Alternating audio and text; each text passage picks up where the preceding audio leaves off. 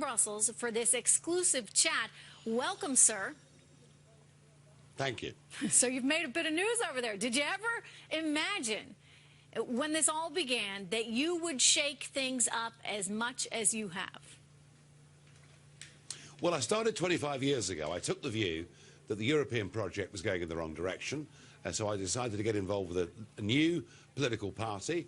For the first 10 years, I was laughed at, mocked, derided, called all the names under the sun, and here we are. Over the next 10 to 15 years, we grew. We forced the British Prime Minister into giving us a referendum. And then what we saw was the global establishment, not just the Conservative and Labour parties in Britain, not just the Bank of England, but President Obama, you know, the IMF, the OECD, everyone telling us that dreadful things would happen to us if we didn't stay part of a political union in Brussels. And you know what? The little people, the real people, the ordinary people, the decent people said no. So to be honest, I'm so happy I can scarcely believe it.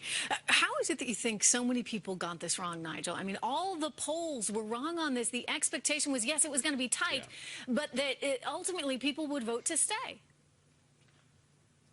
Well, I think they wanted to believe that, and they thought that Project Fear, or perhaps even Project Threat, you know, would keep the little people in line, you know, allow the big multinationals, the Goldman Sachses, the people that love the institutions that you can see right behind me, and they just assumed that would work.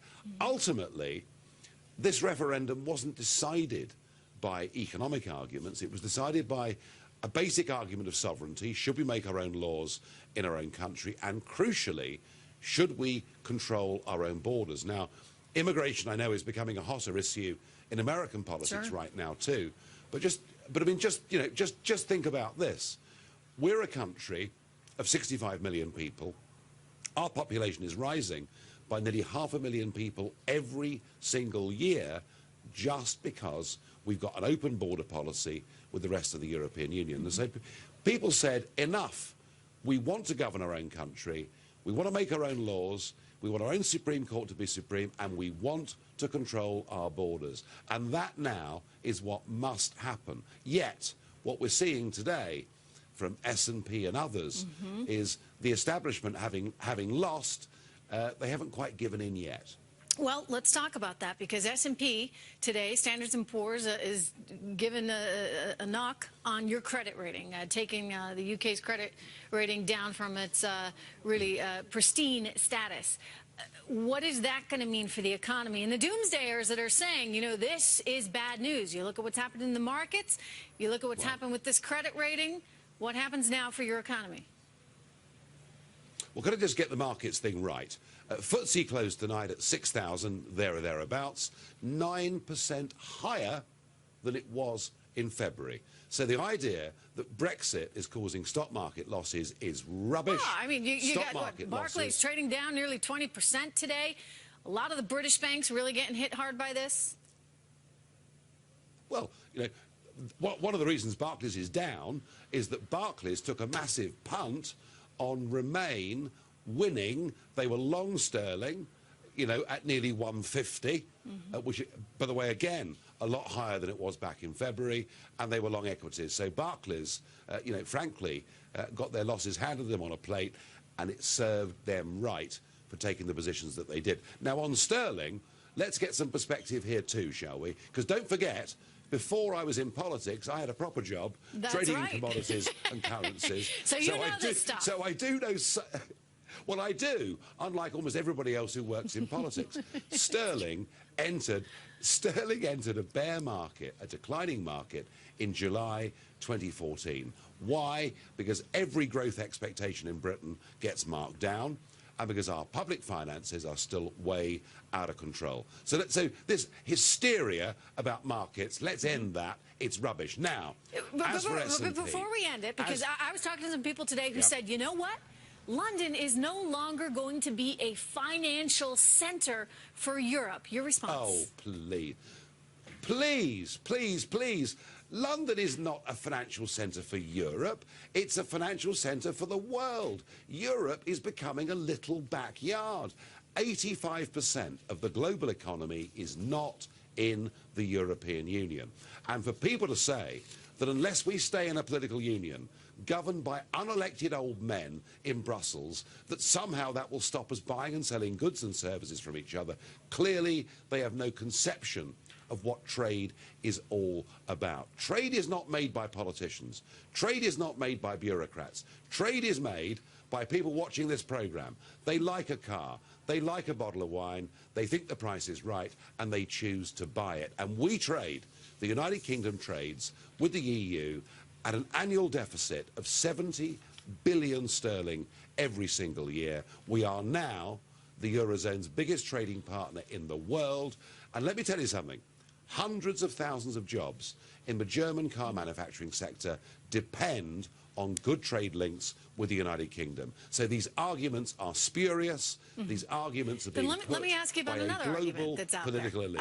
I hear you. I, for one, agree with you in terms of trade, and that's not going away, and London will remain a financial center. But the other thing you keep hearing is that there is going to be a systemic problem on the way, because if you guys go, then, you know, who's to say France won't go? Who's to say Greece or Italy or Portugal won't go next?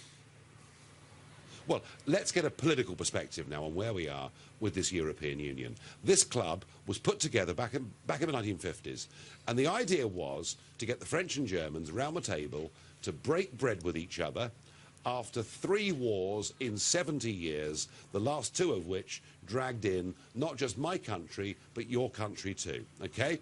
So the idea of cooperation, the idea of trade was absolutely sensible. But what this has now become is a political union. They want to build a United States of Europe.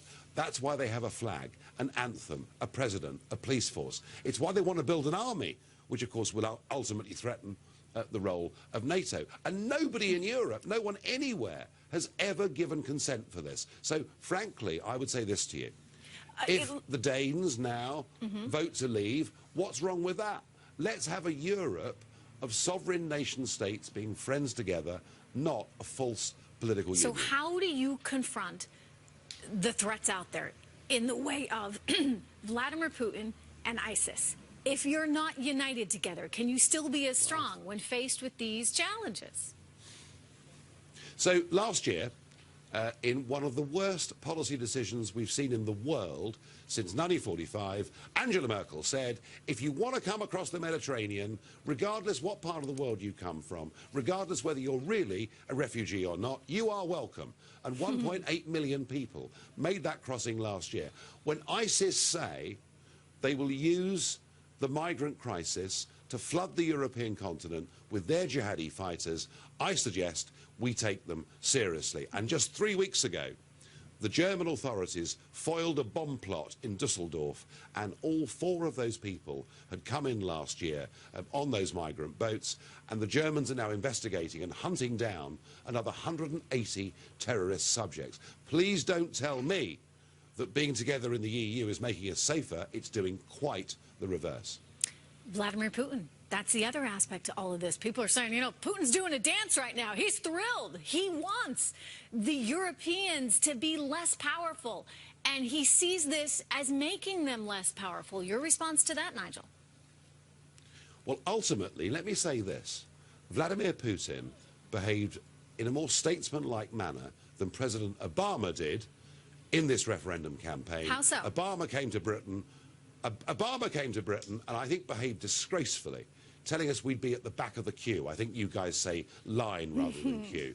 You know, treating us, America's strongest, oldest ally, in this most extraordinary way. Vladimir Putin maintained his silence throughout the whole campaign. I'm not a fan of Vladimir Putin, but you know, the Ukrainian crisis actually was sparked by the European Union saying they wanted to extend their borders to take in the Ukraine, which Putin took as being a direct threat. Now, my view on Putin and the Russians is, you know, don't poke the Russian bear with a stick. If you do, you're bound to get a response.